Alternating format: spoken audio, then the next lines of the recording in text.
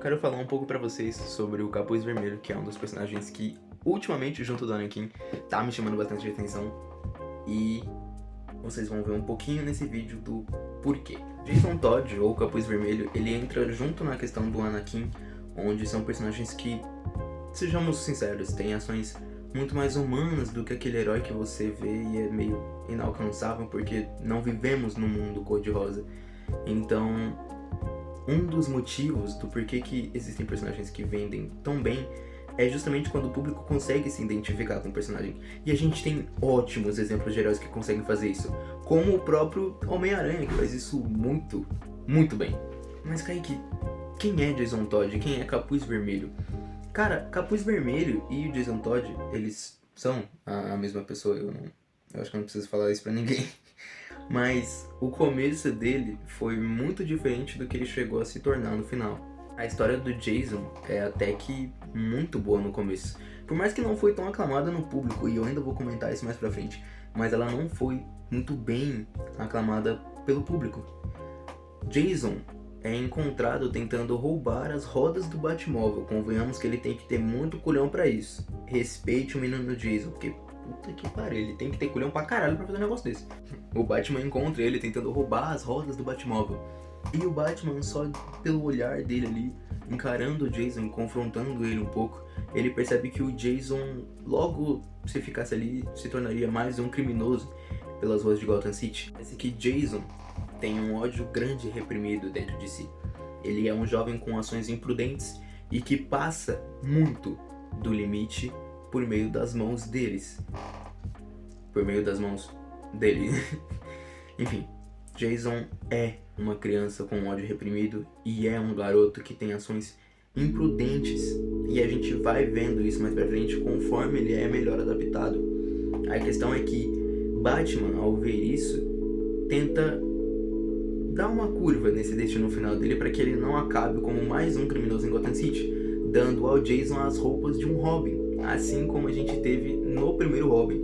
Se eu não me engano, Jason Todd é o segundo Robin que a gente chegou a ter. Tem vários Robins, mas Jason foi o segundo. Bom, eu já falei pra vocês como Jason era uma criança, um jovem com um ódio muito reprimido, muito guardado, e quantas ações imprudentes ele já não poderia ter. Então, isso não muda tanto quando ele vira Robin. Na real, em uma das patrulhas, em algumas patrulhas que os dois fizeram juntos, entre o novo Robin, Jason, e agora o Batman, fica mais imprudente ainda pro Bruce. Quanto Jason é imprudente e quanto ele não sabe adicionar limites na própria força e nas próprias ações. Só que o que o Batman ainda não sabe é que essa imprudência e essa raiva, esse ódio reprimido dele é o que logo traria o seu fim. Uma coisa muito legal que eu vou comentar pra vocês agora, que a gente vai voltar um pouquinho no começo de quando eu tinha comentado brevemente, mas agora eu vou falar pra vocês direitinho, é que Jason nunca foi muito bem aclamado pelo público no seu começo. Acontece que, e confessamos, você acompanha um Robin desde muito tempo, vê as histórias com aquele Robin, de repente aquele Robin vai começar a ter essa história própria e agora entra um outro Robin no lugar do personagem que você tanto amava. É meio difícil mesmo o público só engolir isso e aclamar pelo personagem gostando tanto dele. Então é compreensível a resposta do público. Mas como Jason não era aclamado nas histórias, a DC Comics, que foi muito inteligente nisso, ela fez uma decisão. Ela fez uma enquete, onde você tinha duas opções, que era uma história onde Jason se mantinha vivo e a outra onde ele acabava morrendo. O público, óbvio, odiando Jason, escolheu a segunda opção, onde haveria uma comic onde o Jason iria morrer. Eu tô de volta e eu tentei achar o mais próximo de vermelho que eu tenho no meu guarda-roupa e eu tenho vinho. Então assim, aqui é um pouco mais claro, então dá um desconto, eu tentei. A próxima HQ que a gente vai conversar sobre se chama Family in Death. Eu acredito que a tradução dela seja mesmo Morte em Família, mas eu vou estar pesquisando e colocando aqui no cantinho da tela pra ter certeza, caso vocês queiram pesquisar um pouco dela sobre. E, bom, se vocês quiserem comprar a HQ, eu também super recomendo. A HQ começa com o Jason descobrindo algumas pistas, algumas informações sobre talvez uma mãe biológica. E ele vai à procura dessa mulher. Ele, com essas pistas, ele quer encontrar essa mãe biológica dele e ele vai à procura. E ele até encontra. A mulher que vos fala se chama Sheila Haywood. E um problema dessa Sheila Haywood é que ela estava sendo chantageada pelo Coringa. Já viu a merda, né? Calma. Proteger os seus próprios segredos e os seus próprios podres, Sheila deveria então entregar Jason ao Coringa. E assim ela faz. Jason é capturado pelo Coringa. E isso introduz a gente para não só painéis, páginas lindas da HQ, páginas muito boas, mas o que logo mais seria uma das melhores animações dos filmes, com certeza um dos melhores momentos. Agora, com o Coringa e o Jason já capturado, Jason é levado até um depósito. Um depósito é um apartamento, mas ele é levado até um depósito. E ali ele é brutalmente espancado pelo Coringa com um pé de cabra. Ele remoe essas cenas, a gente tem algumas brincadeiras, algumas piadas, coisa do Coringa durante essa cena. O Coringa até comenta, o primeiro sabia calar a boca. E o Jason responde, é engraçado, você e o morcego concordam em alguma coisa. É uma cena muito impactante. É uma cena que impacta mesmo. Até porque, por mais que, ao menos na animação, onde eu fui conhecer toda essa história, não é adaptado a cena do pé de cabra batendo e tudo mais. Eles dão meio que um jogo de câmera e a gente vê a sombra do Coringa cometendo todos esses atos. Eu imagino que na HQ isso seja um pouco mais... A palavra certa não é visceral, mas imagino que eles tenham adaptado essa cena toda melhor na HQ, sem essa censura. No final, é isso que acontece. Jason Todd morre pelo Coringa espancado por um pé de cabra. O Batman tenta correr pra tentar chegar a tempo, mas não dá. O depósito é explodido, então Jason morre. Um fato importante nisso tudo é que a morte do Jason impactou uma década de leitores. Porque não foi uma decisão só tomada pelos roteiristas da história, mas foi uma decisão tomada pelo público. E, convenhamos, eu acho que o pessoal não tava botando fé que esse tipo de coisa ia acontecer mesmo. Ainda mais numa época sem tanta internet, eu imagino. Numa época sem tanta internet, a votação era feita por número. Então, eu imagino que o pessoal não tava crendo que isso realmente estava acontecendo. Então impactou muito uma geração toda de leitores ver isso acontecendo, porque foi a decisão deles, e essa decisão traria muitas consequências pro futuro, e histórias magníficas também, mas consequências. A primeira consequência que a gente vê dessa decisão dos leitores e essa história é justamente o que isso reflete no Batman, o luto dele todo.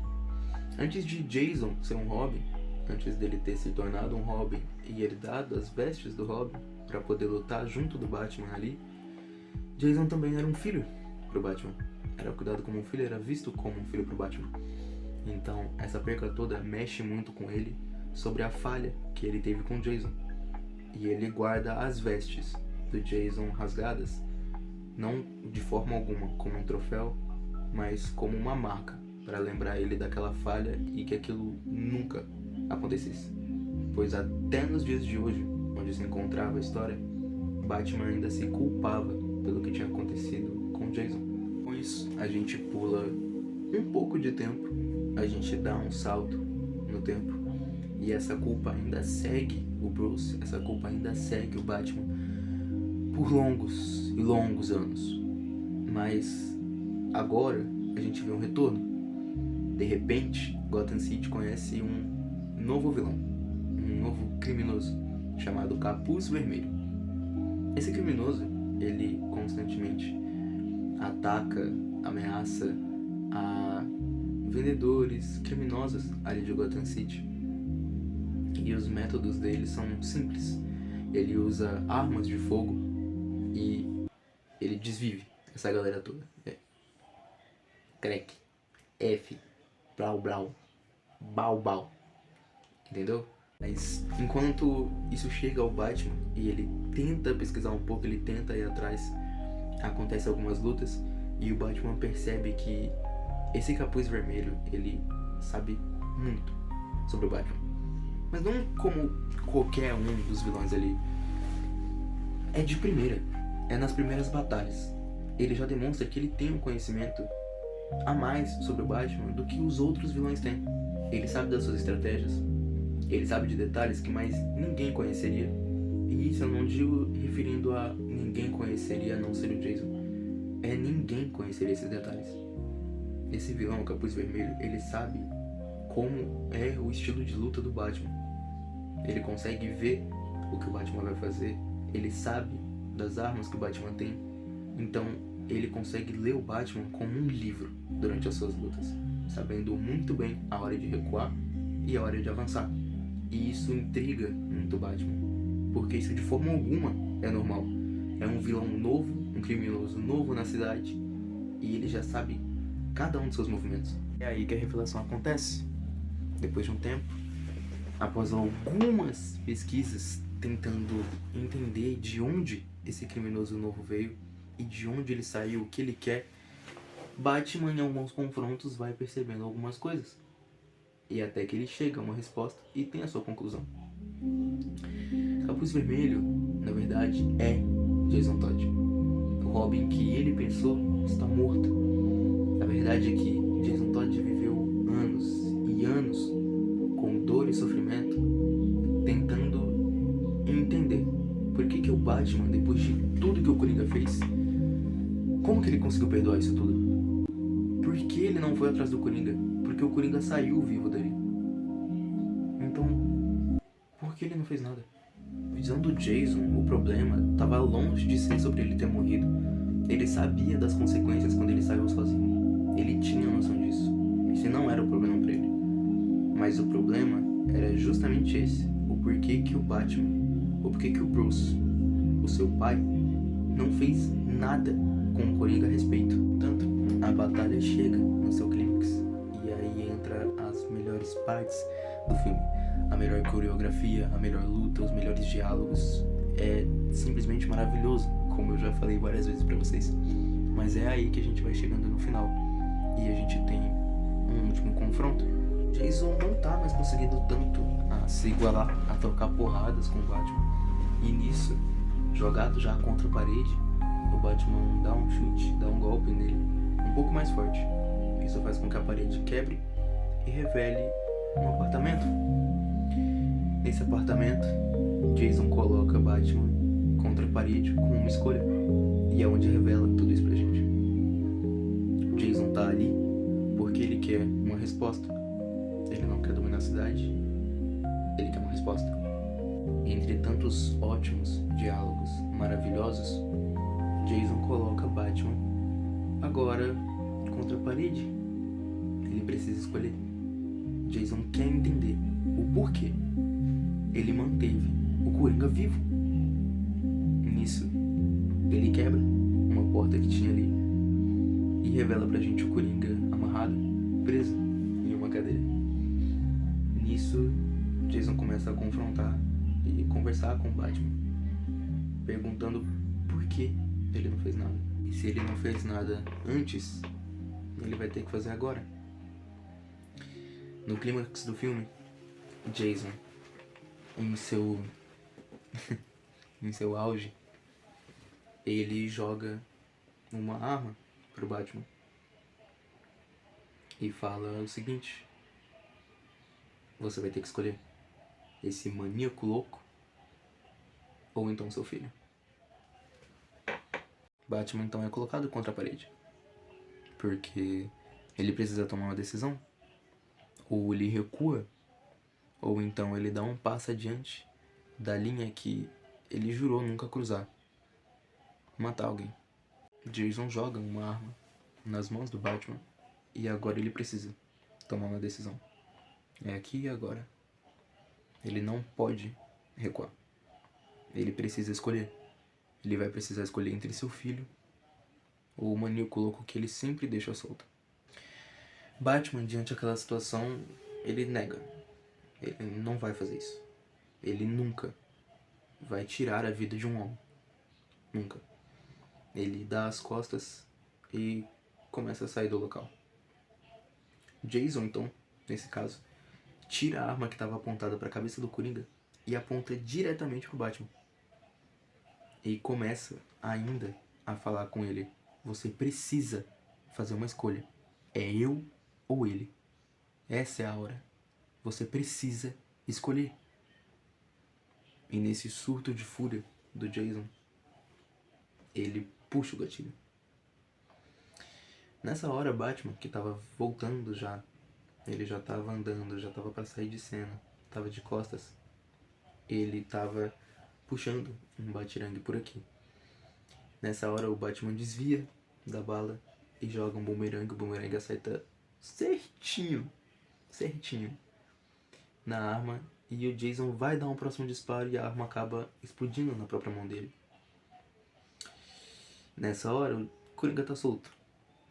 O Jason já tinha quebrado a cadeira onde ele estava preso, até porque o Jason estava segurando ele aqui. Então, nessa hora, o Jason, por conta da explosão, ele cai pra trás, e agora o Coringa tá solto ali.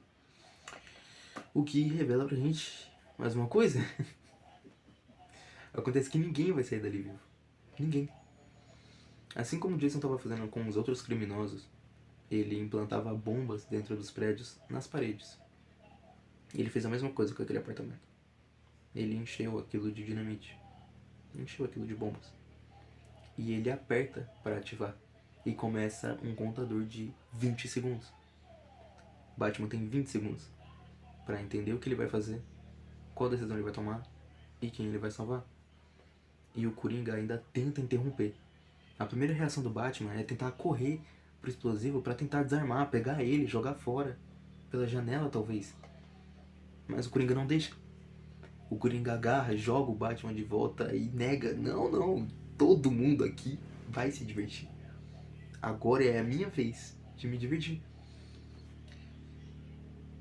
Dentro dessa situação, o Batman não tem muito tempo para decidir. Ele joga o Coringa de cima dele, pega o Jason e sai dali. O prédio explode. E é dado a isso tudo, esse conflito todo, que esse quadrinho, essa animação, ela é uma das histórias. Ela é um dos quadrinhos mais humanos criados. Bom, o final dessa história eu vou deixar pra vocês verem. Vocês precisam ir atrás. É muito bom. O clímax é justamente essa parte. O clímax é justamente essa luta, essa guerra de princípios. Jason Todd acredita que existem criminosos que não merecem mais ter sua própria vida, dado as ações que eles tiveram com outras pessoas. Batman, por outra vista, ele ainda segue o princípio dele de que ele não pode cruzar essa linha porque pode nunca mais voltar. Ele não pode se rebaixar ao nível daqueles que ele tanto julga maus. Afinal, esse conflito todo nunca foi em prol de vingança pelo Coringa, mas atrás de uma resposta. Jason, com tudo isso que ele fez, ele só queria entender uma coisa. Por quê? Eu não estou falando em matar o Pinguim, o Espantalho ou o Duas Caras, eu estou falando dele. Só dele. E só porque ele me tirou de você.